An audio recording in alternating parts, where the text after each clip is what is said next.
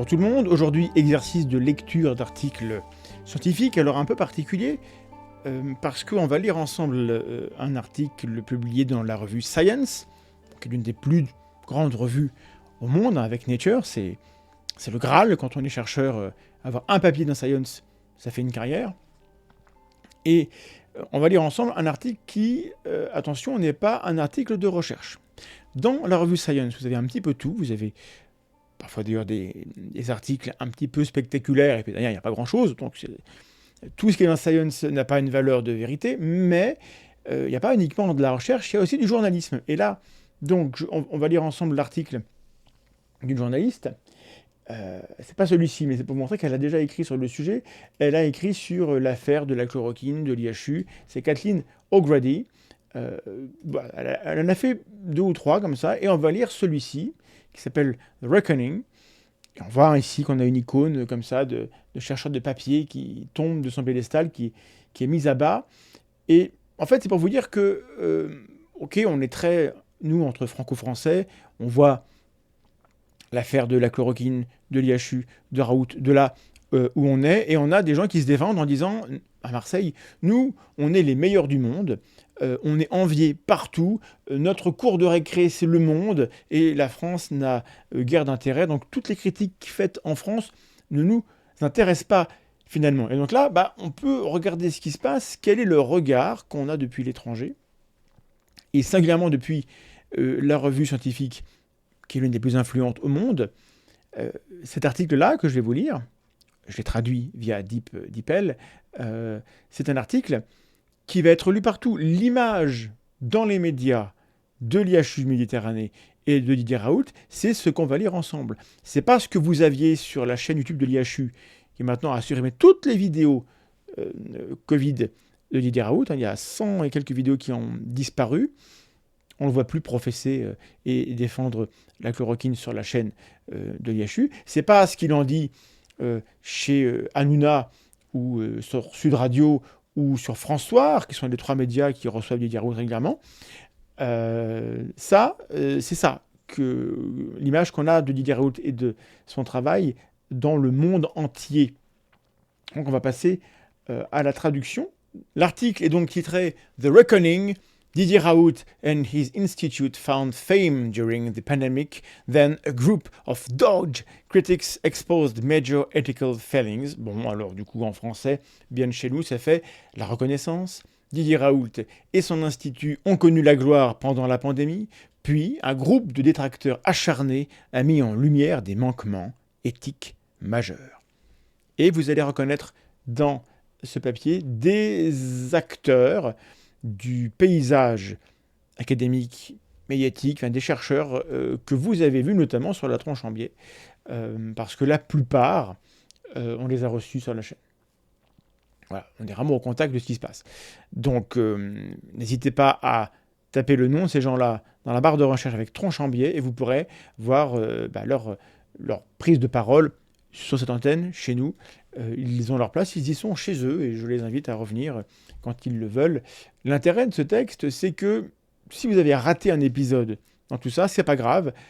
Là, il y a un bilan très résumé, vraiment très succinct, qui va à l'essentiel de ce qui s'est passé, de ce qui a été dit par les uns et par les autres, et de l'avancée de diverses enquêtes administratives à plein de niveaux différents, qui montrent qu'en fait, il y a un problème. Et en gros, je vous la fais court, je vous livre une partie de mon analyse tout de suite. C'est qu'il n'y a pas de justice en science. Il n'y a pas de juge qui peut prendre un marteau et paf, taper et dire « je vous condamne à arrêter de faire la science parce que vous la faites mal ». Ça n'existe pas. On peut éventuellement juste ne plus avoir accès à des revues réputées, mais si vous êtes un chercheur ou une équipe qui a du pouvoir et qui possède des organes de publication, des journaux, si vous faites de la mauvaise science, ça va mettre un temps infini et peut-être toute une carrière à ce qu'on vous écarte. Il n'y a pas de moyen de punir un chercheur qui fait de la mauvaise science. Surtout lorsqu'il a du pouvoir, localement, politiquement, économiquement, médiatiquement, c'est très compliqué. Et donc, ce qu'il se passe, c'est qu'il y a des enquêtes qui sont déclenchées, qui sont mises en route sur des éléments qui peuvent vous paraître secondaires, où on peut se dire, mais on pinaille, on leur tape sur les doigts parce qu'ils n'ont pas rempli un formulaire, qu'ils n'ont pas respecté telle démarche administrative. C'est pas ça la science, c'est pénible. Ben, rappelez-vous de comment on fait pour punir les gourous. Alors, le droit progresse, évolue, et on va de plus en plus vers des lois qui tiennent compte de l'emprise mentale, qui est le vrai préjudice. Mais jusqu'à présent, pour condamner un gourou, et attention, je ne dis pas que Didier Raoult est un gourou.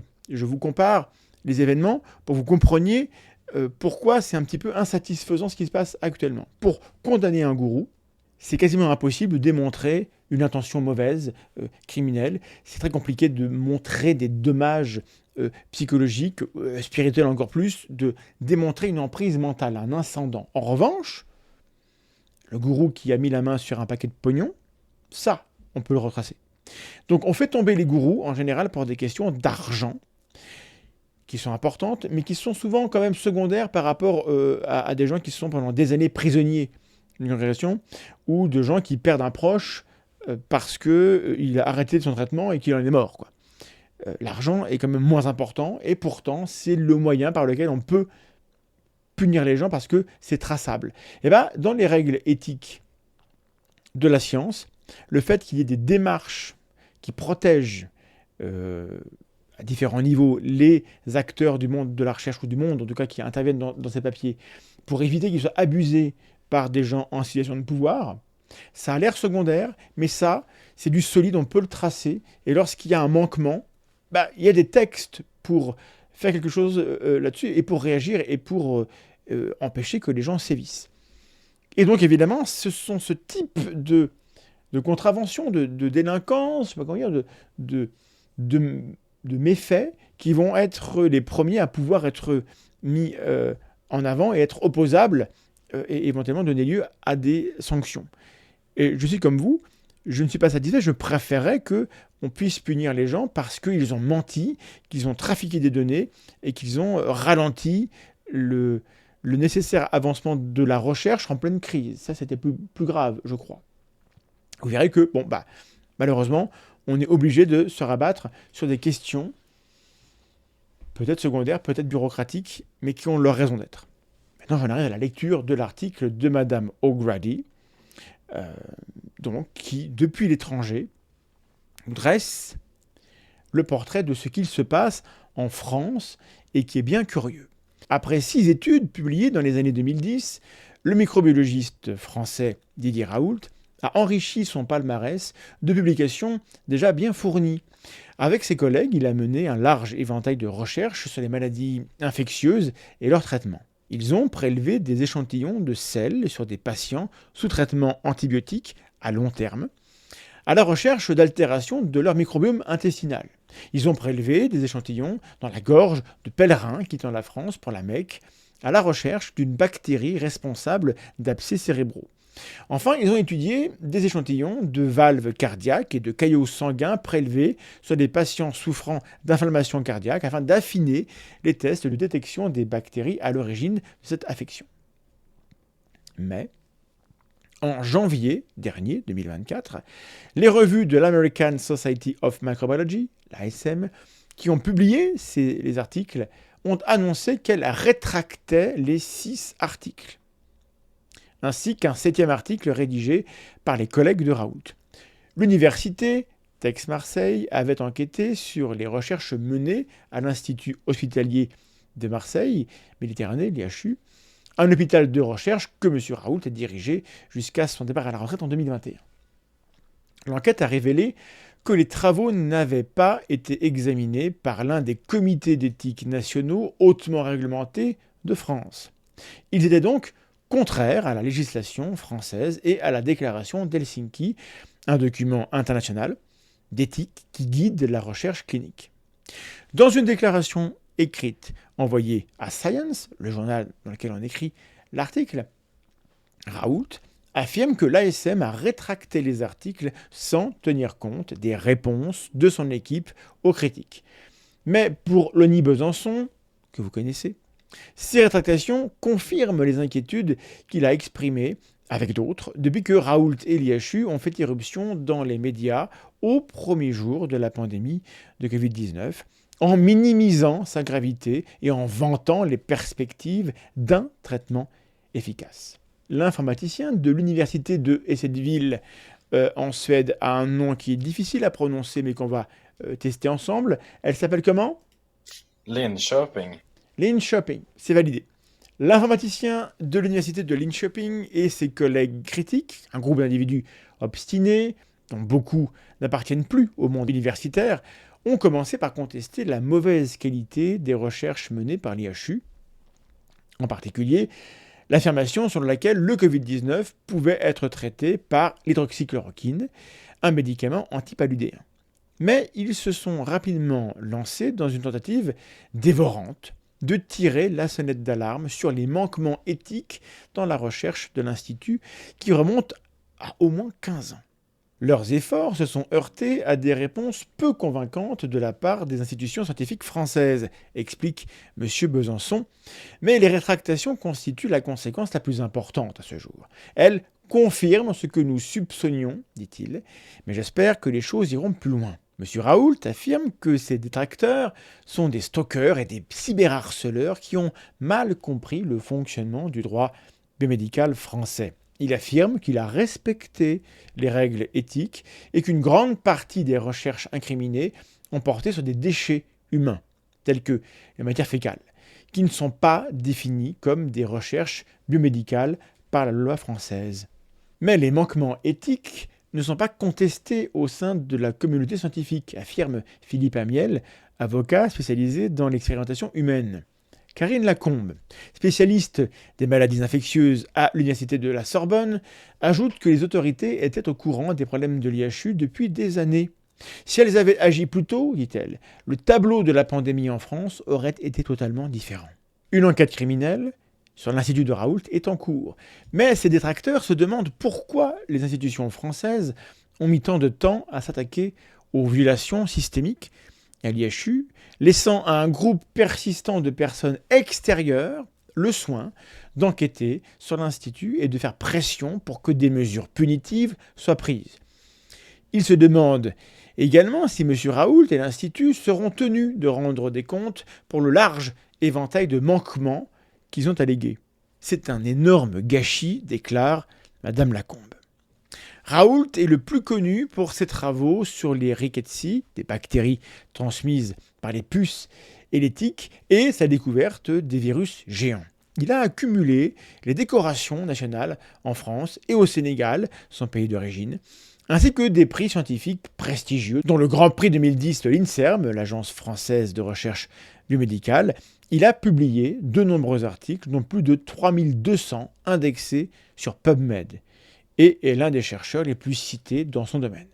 En 2011, M. Raoult a été choisi pour diriger le nouvel IHU de Marseille, l'un des 6 hôpitaux de recherche de pointe créés par le gouvernement du président Nicolas Sarkozy. L'IHU de M. Raoult, spécialisé dans la recherche sur les maladies infectieuses, a été lancé grâce à une subvention gouvernementale de 72 millions d'euros et, en 2018, il a emménagé dans un nouveau bâtiment imposant. Le pouvoir de l'Institut est politique autant que scientifique, explique Michel Dubois, sociologue des sciences au CNRS. Lorsque vous ouvrez cet institut, lorsque vous créez un bâtiment, vous avez besoin d'un effet de levier au niveau politique. Lorsque l'Europe a commencé à s'intéresser sérieusement à la pandémie de Covid-19 au début de l'année 2020, les médias ont voulu savoir ce que M. Raoult et son institut pensaient de la situation. Presque tous les jours, on pouvait voir une nouvelle interview de M. Raoult, explique Antoine Bristiel, chercheur en sciences sociales à la Fondation Jean Jaurès, un groupe de réflexion. Les médias s'intéressaient à ce qu'il disait, et il est devenu très puissant au sein de la population française. Et puis bien sûr, les médias le voulaient parce qu'il était capable d'attirer de grandes audiences. Dans les vidéos mises en ligne par l'IHU, avant leur retrait, Raoult est souvent assis dans son bureau, vêtu d'une blouse de laboratoire, les cheveux gris longs et la barbe légèrement défraîchie. Il parle sobrement et calmement, fronçant légèrement les sourcils tout en faisant des déclarations rassurantes. Le nouveau coronavirus à un taux de mortalité qui n'est pas très différent de celui des infections respiratoires courantes, habituelles, un traitement sera bientôt disponible. Les déclarations confiantes de Raoult ont attiré l'attention de Fabrice Franck, un ancien biologiste qui avait quitté le monde universitaire pour devenir professeur de mathématiques et de physique dans un lycée. Au moment où la pandémie a frappé, Franck avait quitté la France pour s'installer au Maroc, où il a créé une société d'informatique et consacre son temps libre au surf.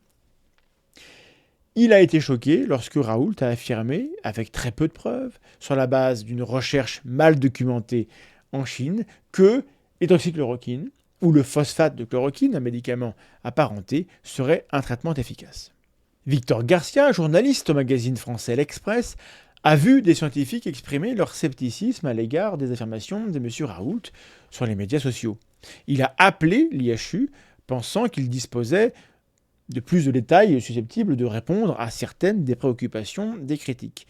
Mais M. Garcia affirme avoir reçu une réponse étrange de la part de Jean-Marc Rollin, chercheur à l'IHU. Je cite « Je suis un scientifique, a déclaré M. Rollin. Si je vous dis de prendre de la chloroquine, vous m'écouterez. » M. Rollin n'a pas répondu aux nombreuses demandes de commentaires de la part de la journaliste. C'est à partir de là que j'ai commencé à poser des questions, explique M. Garcia. Le 11 mars 2020, le ministre français de la Santé, Olivier Véran, a invité M. Raoult à rejoindre le conseil scientifique chargé de conseiller le gouvernement sur sa réponse à la pandémie. Quelques jours plus tard, Raoult et son équipe publient un article qui fait l'effet d'une bombe dans l'International Journal of Antimicrobial Agents, rapportant que l'IHU a trouvé que l'hydroxychloroquine, combinée à l'antibiotique azithromycine, est un traitement efficace contre le Covid-19. Bien que les résultats soient préliminaires et que d'autres chercheurs doutent des conclusions de M. Raoult, l'hydroxychloroquine fait l'objet d'un battage médiatique. Le président américain de l'époque, Donald Trump, vantant ses mérites, et M. Raoult s'enthousiasmant pour cette molécule sur YouTube. Raoult disait « Je comprends tout, j'ai une solution, et les gens veulent ce genre d'informations dans les périodes difficiles », explique M. Bristiel. Le soutien populaire de M. Raoult a engendré un soutien politique, ajoute M. Bristiel. Si quelqu'un a une telle présence dans le paysage médiatique, les hommes politiques doivent l'écouter. Faute de quoi, la population se méfiera d'eux. Le 26 mars, malgré la forte résistance de certains autres membres du conseil scientifique, Véran a publié un décret autorisant la prescription d'hydroxychloroquine aux patients hospitalisés sous Covid-19. Elisabeth Bick, consultante en intégrité scientifique, a décidé d'examiner de près l'article sur l'hydroxychloroquine. Microbiologiste de formation, elle connaissait déjà Raoult et sa réputation de publication prolifique. Sur son blog, elle a mis en évidence plusieurs problèmes liés à l'article. Les patients n'ont pas été répartis de manière aléatoire entre le groupe de traitement et le groupe de contrôle, ce qui aurait pu fausser les résultats.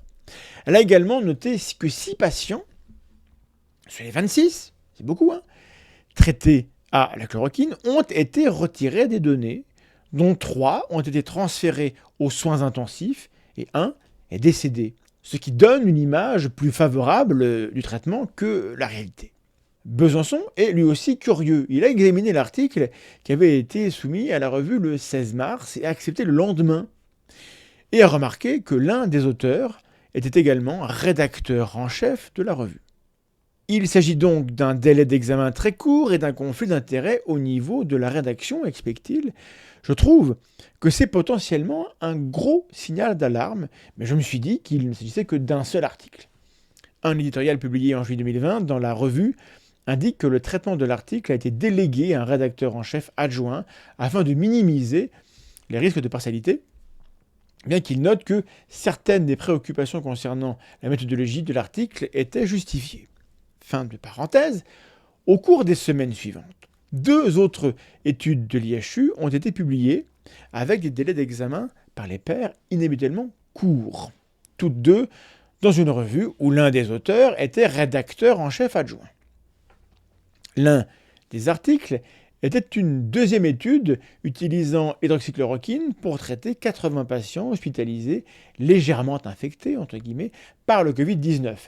La quasi-totalité d'entre eux ont connu une amélioration clinique. L'étude n'avait pas été examinée par l'un des 39 comités de protection des personnes, le CPP, français. Les comités d'éthique indépendants, très réglementés, autorisés à approuver la recherche biomédicale. Elle avait été approuvée par le comité d'éthique interne de l'IHU.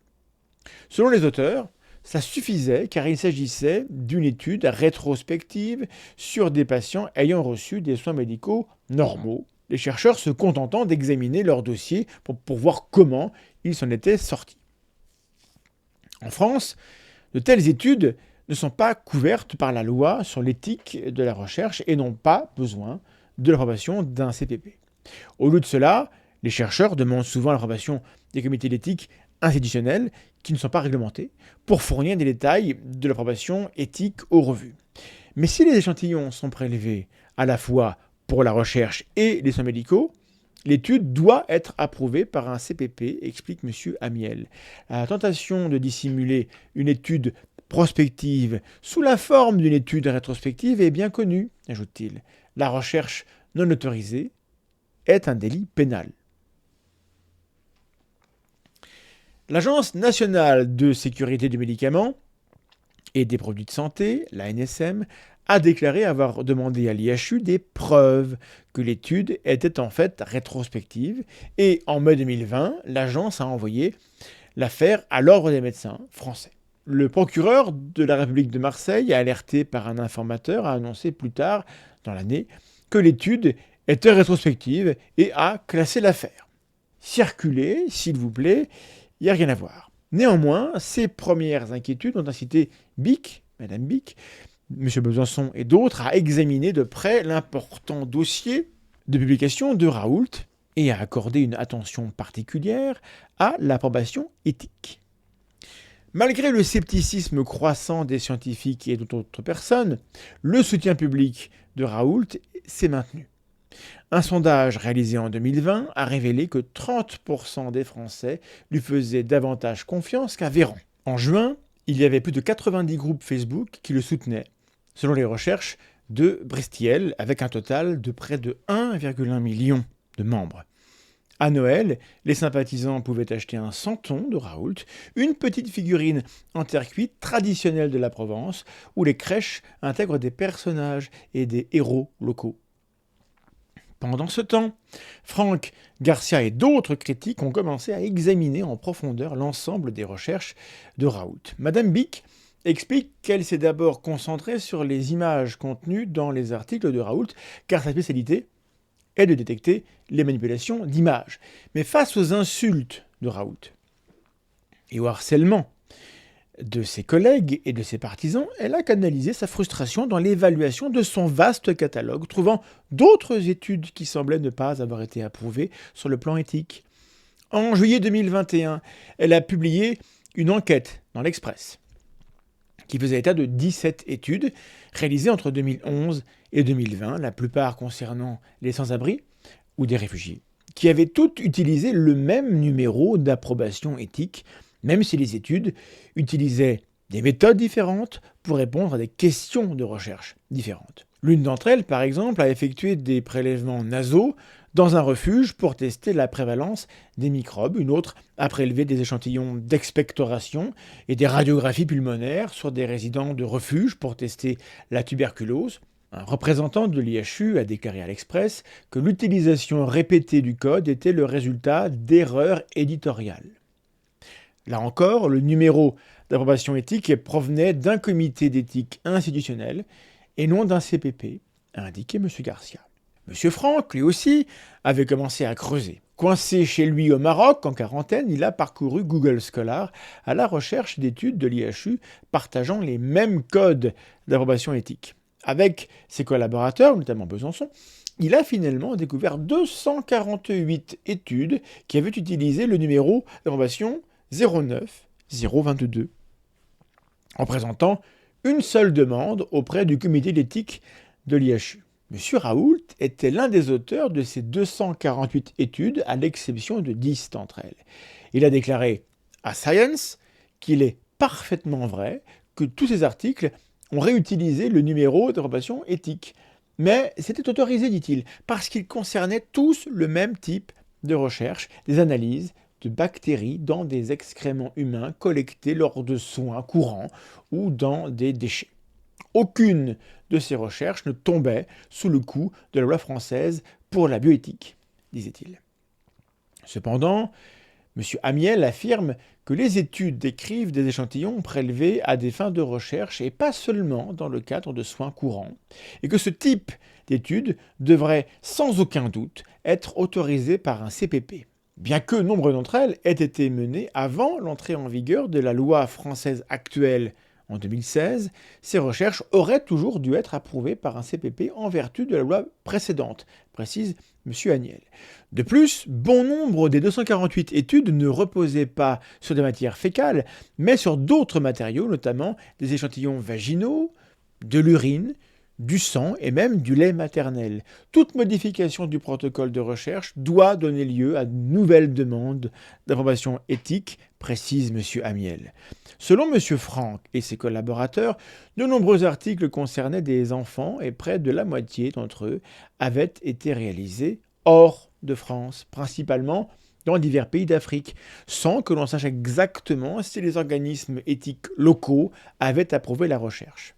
Il y a eu tellement de violations de la loi sur l'éthique pendant si longtemps, déclare M. Franck, qui a publié les conclusions du groupe dans Research Integrity and Peer Review, intégrité de la recherche et examen par les pairs, en août 2023. M. Raoult précise que les études reposant sur des matériaux autres que des échantillons de sel ont reçu un avis favorable complémentaire du comité d'éthique local, mais que son équipe n'en a pas fait état dans les articles. Le seul pays pour lequel son équipe n'a pas reçu d'approbation éthique est le Niger, ajoute-t-il, qui n'a mis en place un processus d'approbation éthique qu'en 2016. Il affirme que ses collègues et lui-même ont répondu à l'article de M. Franck et ont demandé à Springer Nature, donc l'éditeur de la revue, de le rétracter. Un porte-parole de Springer Nature a déclaré « Nous sommes conscients des inquiétudes suscitées par cet article et nous enquêtons soigneusement sur la question conformément à nos procédures établies. » Le fait que tant d'études aient porté sur des populations vulnérables, telles que les personnes vivant dans des centres d'hébergement pour sans-abri, était scandaleux, déclare Mme Bick. Selon Lisa Rasmussen-Thyssen de la recherche à l'Université de Caroline du Nord, à Charlotte, les personnes vulnérables peuvent avoir l'impression qu'elles n'ont pas le choix de participer ou non à une étude. Elles ne sont pas en mesure de donner un consentement authentique, dit-elle. En réponse à l'attention des médias, mais plus de 18 mois après que Mme Bick a soulevé pour la première fois sur son blog des questions sur les approbations éthiques et les méthodes d'études, les autorités françaises ont entamé des inspections à l'IHU. En octobre 2021, la NSM a déclaré qu'elle avait constaté des infractions à la loi, qu'elle avait saisi le procureur de la République et qu'elle poursuivait son enquête. Le gouvernement français a également demandé à 2 corps de contrôle, l'inspection générale des affaires sociales et l'inspection générale de l'éducation nationale, du sport et de la recherche, d'enquêter. Selon M. Raoult, ces inspections sont le fruit d'un petit complot visant à faire croire que nous menions un essai illégal de traitement de la tuberculose. Selon un média, des patients de l'IHU atteints de tuberculose auraient reçu des traitements non éprouvés. M. Raoult affirme que les agences n'ont trouvé aucun essai illégal de ce type et n'ont révélé que 3 problèmes mineurs concernant d'autres projets de recherche. Cependant, le rapport de la NSM, publié en avril 2022, et le rapport des agences d'audit, publié 5 mois plus tard, indiquent que des patients de l'IHU ont reçu des traitements non approuvés contre la tuberculose, certains souffrant d'effets indésirables graves. Selon les agences d'audit, cela pourrait constituer une infraction pénale. Mais les rapports sont allés beaucoup plus loin, décrivant des problèmes éthiques similaires à ceux soulevés par Franck Garcia et d'autres. Les organismes d'audit gouvernementaux ont noté que l'IHU s'appuyait fortement sur son comité d'éthique interne, je cite, dont la composition ne garantit pas suffisamment l'indépendance et dont les méthodes de travail ne permettent pas une décision éclairée. L'ANSM a décrit des projets de recherche lancés sans ou avant la approbation éthique, des formulaires de consentement manquants et des chercheurs qui ne comprenaient pas les règles éthiques. Les inspecteurs ont trouvé la preuve d'une signature falsifiée sur un document d'approbation éthique pour une étude qui demandait aux étudiants de fournir des échantillons, y compris des écouvillons vaginaux et rectaux, avant et après le voyage pour voir s'ils ramenaient avec eux des souches bactériennes résistantes aux antibiotiques. Les inspecteurs gouvernementaux ont également fait état de pratiques médicales et scientifiques déviantes, largement répandues au sein de l'IHU, notamment celles qui brouillaient la frontière entre les soins aux patients et la recherche. Par exemple, les cliniciens prélevaient sur chaque patient une série d'échantillons qui étaient ensuite archivés, éventuellement pour être utilisés dans de futures recherches. Lors du traitement des patients atteints du Covid-19, les cliniciens ont effectué toute une série de tests, y compris des PCR quotidiennes et d'autres tests qui relèvent de la recherche et non des soins, selon les enquêteurs. L'Institut a précipité la recherche dans une course à la publication, selon le rapport, accumulant des centaines de publications chaque année, avec plus d'articles dans des revues de niveau inférieur que d'autres institutions similaires, et bénéficiant d'un financement substantiel destiné à encourager les taux de publication élevés. Les inspecteurs ont signalé que l'INSERM, qui avait contribué à la création et à la gestion de l'IHU, s'est retiré de l'Institut en 2018. Un porte-parole de l'INSERM indique qu'il a constaté que plusieurs projets de recherche ne répondaient pas à ces standards scientifiques. Le CNRS s'est retiré en 2016 et n'a plus aucun lien avec l'IHU depuis 2019, selon un porte-parole. Les rapports n'accusent pas spécifiquement M. Raoult d'être responsable de ces manquements. Des témoignages d'employés rapportent que Raoult était omniprésent et le décideur final et que d'autres cadres étaient en totale conformité avec les vues de Raoult. L'ANSM a placé l'IHU sous sa tutelle afin de s'assurer que tous les futurs projets de recherche soient menés avec l'approbation nécessaire. Les agences gouvernementales et l'ANSM ont à nouveau transmis leurs conclusions au procureur de la République. L'état d'avancement de cette enquête n'est pas clair et le procureur, Nicolas Besson, n'a pas répondu à de multiples demandes de commentaires. M. Raoult dit avoir bon espoir que les dossiers en cours d'instruction seront bientôt clos. Les affaires sont parfois renvoyées à d'autres juridictions en France lorsqu'il peut y avoir des conflits d'intérêts locaux, explique Mathieu Monimard, pharmacologue à l'université de Bordeaux qui critique les déclarations et les recherches de l'IHU depuis le début de l'année 2020. On préférait que ce soit vu à Paris. Malgré l'examen minutieux de leurs travaux, Raoult et ses collègues ont publié en avril 2023 un projet d'article qui a provoqué une nouvelle onde de choc dans les médias sociaux. Je suis tombé de ma chaise, raconte Monimard. C'est la plus grande étude non éthique réalisée depuis des années en France, voire dans le monde. C'est incroyable. Plus d'une douzaine d'organismes scientifiques allaient par la suite se ranger à son avis. Raoult et ses collègues avaient analysé les données de 30 202 patients du Covid-19 traités à l'IHU entre mars 2020 et décembre 2021, dont 23 172 avaient reçu une combinaison de chloroquine et d'azithromycine. Pourtant, la France avait retiré l'autorisation temporaire de traiter les patients hospitalisés sous Covid-19 avec de l'hydroxychloroquine en mai 2020, après qu'un article de la Lancet avait rapporté que la chloroquine n'était pas un traitement efficace contre la Covid-19. Cet article a ensuite été rétracté, car les données ont été remises en question, mais un essai randomisé et contrôlé publié ultérieurement par le projet Recovery n'a pas non plus révélé d'effet. La pré-publication a montré que l'IHU avait continué à prescrire le médicament à grande échelle bien après cela, explique Monimard.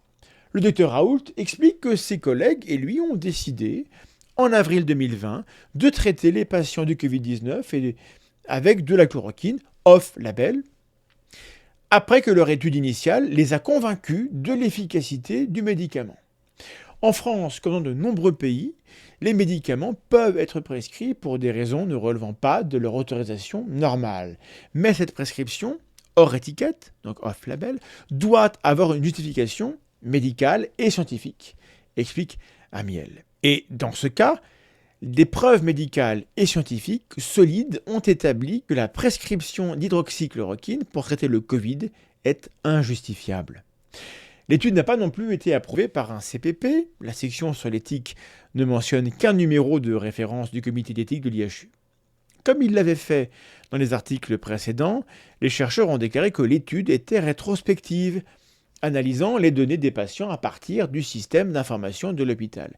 Mais Amiel affirme que l'équipe de l'IHU était très déterminée à prouver l'efficacité de son traitement, soulignant les preuves révélées par l'inspection gouvernementale qu'elle effectuait des tests PCR quotidiens pour vérifier les niveaux viraux, par exemple. Il est parfaitement clair que l'étude est basée sur des données collectées dans un contexte mixte de soins et de recherche. M. Molimar a estimé que l'ANSM et le ministère des Solidarités et de la Santé auraient dû réagir immédiatement à cette publication. Consterné par leur silence, il a contacté plusieurs sociétés françaises, les invitant à signer une tribune dans le journal Le Monde, qualifiant l'étude de plus grand essai thérapeutique sauvage connu à ce jour. 14 organismes scientifiques, dont la Coalition nationale des comités d'éthique et la Société française de pharmacologie et de thérapeutique, ont signé la lettre. Et en juin 2023, la NSM a annoncé qu'elle avait de nouveau saisi le procureur. Le 30 octobre, l'article a néanmoins été publié dans la revue New Microbes and New Infections, propriété d'Elsevier.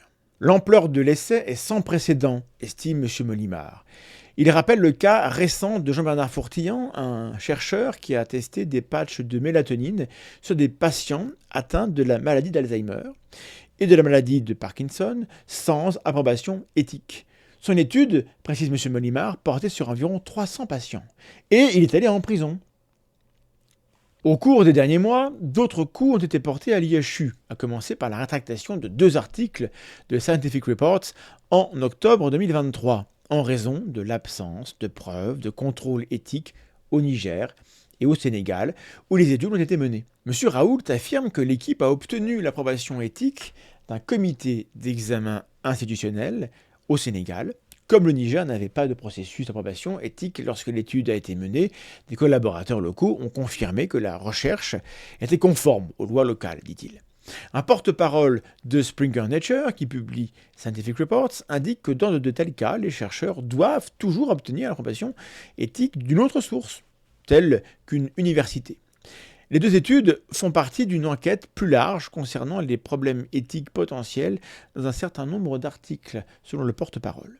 Les revues PLOS, alors PLOS c'est pour Public Library of Science, ont signalé près de 50 autres articles de l'IHU Méditerranée avec des expressions de préoccupation dans le cadre d'une enquête en cours que Retractation Watch a rapportée en décembre 2022.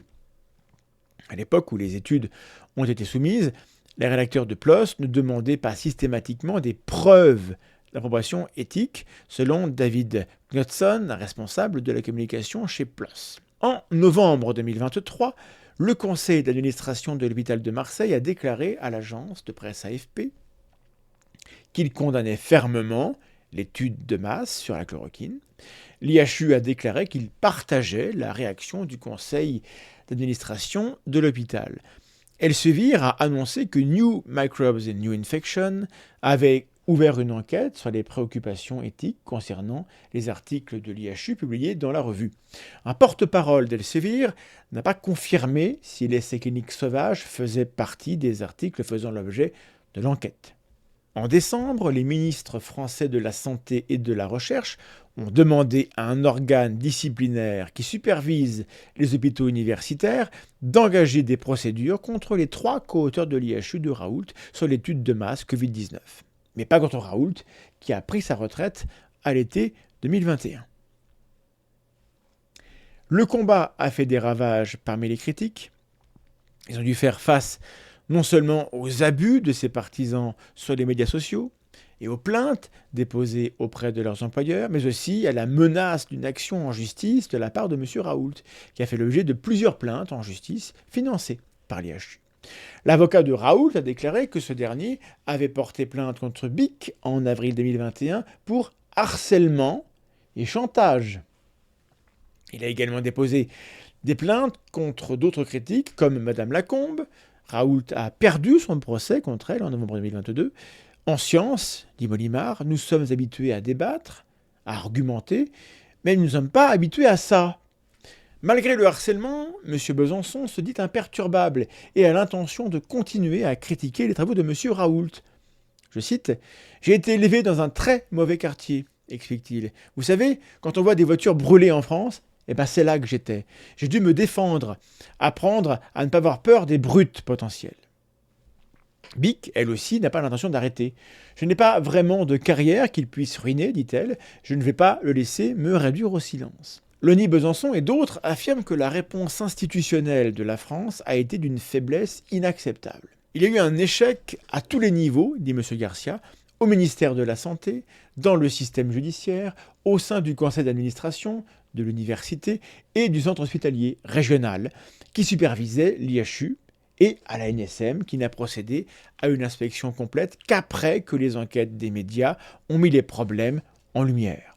Les rédacteurs en chef des journaux ont également été trop lents à réagir selon M. Besançon.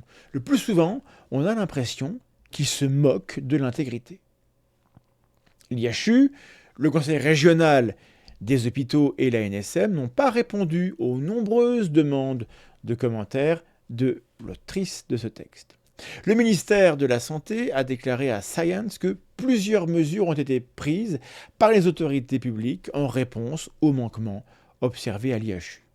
Selon M. Amiel, l'échec est dû en partie à la loi française sur l'éthique de la recherche, qui n'est pas conforme aux normes internationales. C'est une loi provinciale, dit-il. Et c'est vraiment un problème, parce que la loi autorise certaines études humaines à se dérouler sans approbation éthique.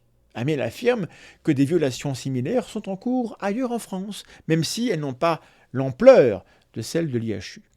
La meilleure solution serait de réviser la loi, dit-il, mais je ne pense pas que ce soit une priorité pour le gouvernement à l'heure actuelle. La relation étroite entre les pouvoirs politiques et les institutions scientifiques en France est également à blâmer pour la lenteur de la réponse institutionnelle, selon Mme Lacombe. Sans les voix extérieures, comme celle de Mme Bic, M. Franck, M. Besançon, Molimar et Garcia, que je salue, je ne suis pas sûr que les choses auraient bougé, dit-elle. M. Franck s'inquiète du fait que la réponse terne envoie le message qu'il n'y a pas de conséquences pour des violations comme celle-ci. Peut-être que demain, je ne l'espère pas, nous aurons le SRAS 3 et que le message envoyé sera « Ne vous inquiétez pas pour la santé publique, montrez-vous, dites ce que vous voulez et vous vendrez des livres, serez célèbres et vous aurez beaucoup de fans. » C'est insensé. Point. Maintenant, vous savez ce qu'à l'étranger on dit de cette affaire, ce qu'on en dit dans Science. Vous voyez que c'est pris au sérieux, parce que c'est sérieux. Vous voyez que ça remonte jusqu'au ministère, qu'il y a des agences, qu'il y a des enquêtes, que les procureurs ont été alertés à de nombreuses reprises. Et vous voyez que sont mis à l'honneur, ici, les gens que Raoult et son équipe n'ont eu de cesse de rabaisser, d'insulter et de traiter comme des petites merdes. Et bien c'est eux que le journal Science met à l'honneur, Madame Bic, Monsieur Franck, regardez bien. Là on a le santon de dire, voilà, le ridicule français dans sa splendeur. Victor Garcia, journaliste à l'Express, Loni Besançon, Mathieu Molimar. Évidemment, je trouve un petit peu dommage et facile qu'on se réveille maintenant et qu'il y ait tant de gens, y compris un ex-ministre qui maintenant dit qu'il peut ouvrir sa gueule. Je suis bien triste que M. Véran n'ait pas pu avoir du courage pendant qu'il était en poste. Je comprends mal. Quand je vois comment il en parle aujourd'hui de M. Raoult, qu'il le traite de gourou, y compris à l'Assemblée nationale, je comprends mal qu'il ait à ce point fermé sa bouche pendant qu'il était en poste.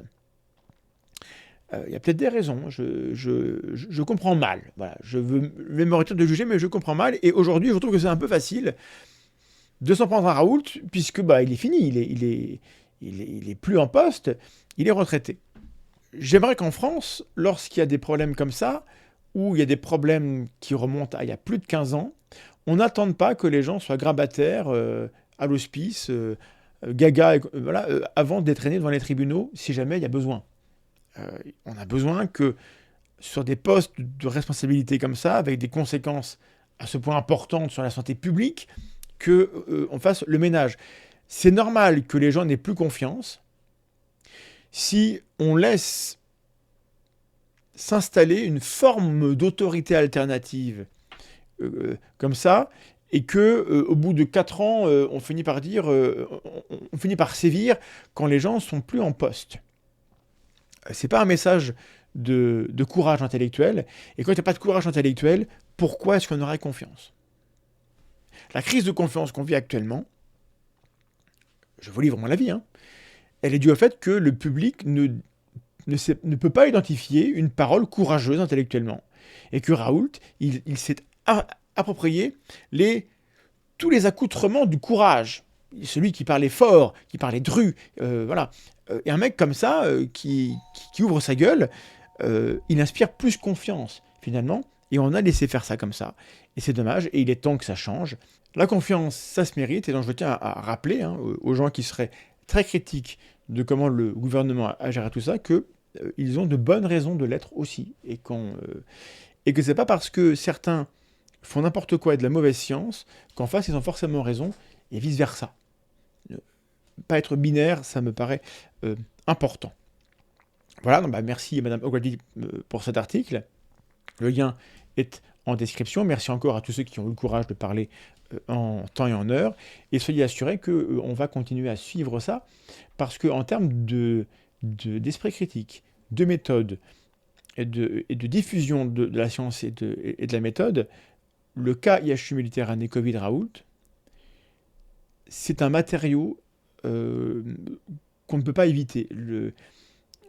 Je crois que j'ai déjà dit, mais Didier Raoult a au moins réussi cela, qu'il sera présent dans beaucoup de manuels scolaires. Malheureusement, il sera présent en tant que charlatan, évidemment. Et pas en tant que prix Nobel et que grand chercheur. C'était pas une fatalité, c'est son comportement et son emprise extrêmement autoritaire sur une partie de l'opinion française qui fait qu'il est devenu un sujet important. Il ne faut pas que ça recommence une telle affaire dans le futur. Et pour ça, il faut qu'on en tire les leçons. Et de vous à moi, je ne suis pas certain qu'on les ait tirées encore. Il est temps. Voilà, restons positifs malgré tout. Merci de partager le travail s'il vous paraît intéressant. Merci pour le soutien que vous apportez à ce travail, autant que vous me permettez de consacrer à tout ça en étant les mécènes de la chaîne sur Tipeee et sur Patreon. Et là-dessus, je vous fais la bise éventuellement. À très bientôt. Les contempteurs sévères des essais contrôlés. Qui c'est qui a signé des papiers par milliers sans même devoir les lire? Tellement qu'on est balèze. Si c'est pas les gentils, à l'aise. La deuxième vaguelette, on le dit haut et fier. C'est de la trottinette certifiée PCR.